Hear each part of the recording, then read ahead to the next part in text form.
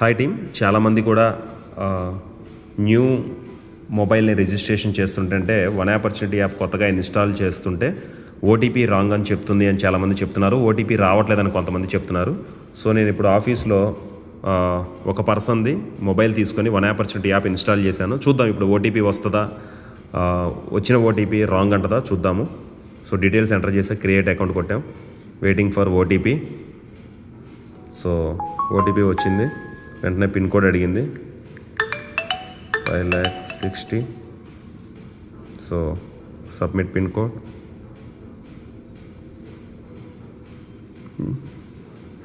పర్ఫెక్ట్గా app work అయింది కదండి. ఎందుకు మీకు ఓటీపీస్ రాంగ్ అంటుంది? రెండోసారి ఎంటర్ చేయొద్దండి. మొదటిసారి వచ్చిన ఓటీపీనే అక్కడ టైప్ చేసి ఎంటర్ చేయండి.